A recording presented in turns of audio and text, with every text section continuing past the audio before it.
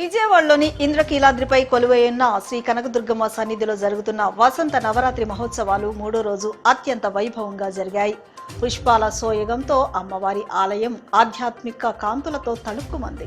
వసంత నవరాత్రి ఉత్సవాల్లో భాగంగా అమ్మవారికి చామంతి, గులాబీ, గన్నేరు పూలతో పుష్పార్చన నిర్వహించారు. వేద పండితుల మంత్రోచ్చారణలు, మంగళ వాయిద్యాల నడుమ పుష్పార్చన కన్నుల పండుగగా సాగింది.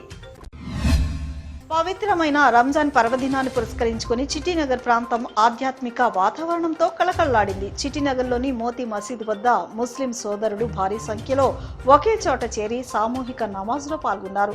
మౌలానా నజీద్ అహ్మద్ భారీ జనసందోహాన్ని ఉద్దేశించి ప్రసంగించారు. సమాజంలో శాంతి, సోదరభావం పెంపొందించాలని, మానవత్వం అన్నదే అసలు మతమని ఆయన తన సందేశంలో తెలిపారు. ఇబ్రహీంపట్నం గుండుపల్లిలో ఏర్పాటు చేసిన rural innovation incubation skilling and entrepreneurship centre rise కు 1,55,00,000 రూపాయల నిధులు నీతి ఆయోగ్ విడుదల చేసిందని జిల్లా కలెక్టర్ లక్ష్మీ షా తెలిపారు. గ్రామీణ మహిళలు పారిశ్రామికవేత్తలుగా ఎదిగేందుకు చేపడుతున్న కార్యక్రమంకు ఇది దోహదపడుతుందని ఆయన పేర్కొన్నారు. సీఎం చంద్రబాబు ఇచ్చిన నిత్య నూతనం వినూత్నం నినాదానికి అనుగుణంగా జిల్లాలోని మహిళలను పారిశ్రామికవేత్తలుగా తీర్చిదిద్దేందుకు చర్యలు తీసుకుంటున్నట్లు ఆయన వివరించారు. నెల రోజుల కఠోర ఉపవాస దీక్షల అనంతరం ముస్లింలు అత్యంత పవిత్రంగా జరుపుకునే ఈద్ ఉల్ ఫితర్ పండుగ ఎంతో వైభవంగా నియమ నిబంధనలతో ప్రత్యేక ప్రార్థనలతో జరుపుకోనున్నారు. శుక్రవారం నెలవంక దర్శనం ఇవ్వడంతో నెల రోజుల నుంచి చేస్తున్న కఠిన ఉపవాసాలను ముస్లింలు నమాజ్తో విరమించారు. లోక సంక్షేమం కోసం రంజాన్ పండుగ పర్వదినాన పురస్కరించుకుని ప్రత్యేక ప్రార్థనలు నిర్వహించారు.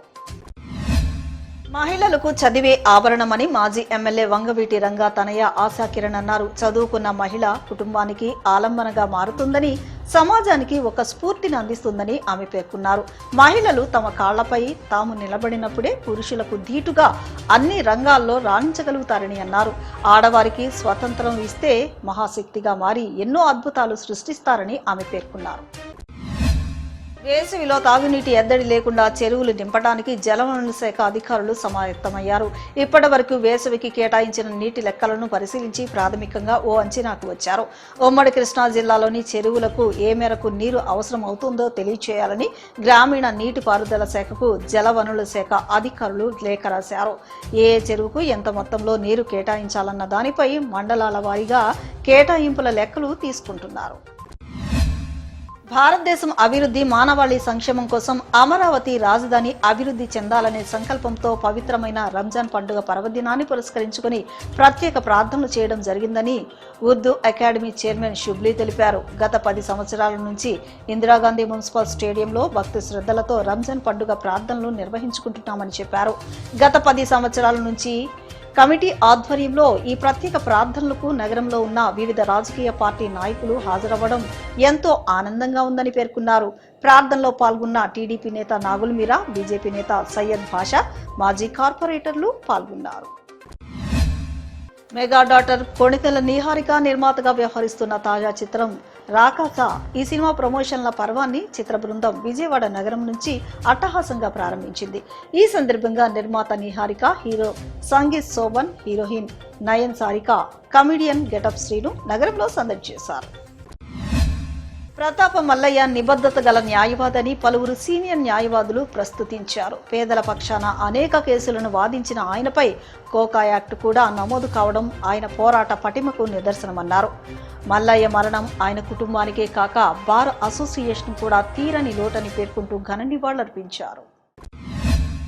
గత 3 సంవత్సరాలుగా వరుసగా ప్రతి వేసవి కాలంలో నిరాశ్రయులు, పాదచారుల దాహార్తిని తీర్చేందుకు చలివేంద్రాలను ఏర్పాటు చేస్తూ సేవా కార్యక్రమాలు నిర్వహిస్తున్న lions club of Gollapudi Keerthi, SNG foundation సభ్యుల సేవాభావం అభినందనీయమని district vice governor NVVS Prasad తెలిపారు. పెరుగుతున్న ఎండల తీవ్రతలో ప్రజలకు తాగునీరు, మజ్జిగ అందించడం వంటి కార్యక్రమాలు సమాజానికి ఎంతో అవసరమని ఆయన పేర్కొన్నారు.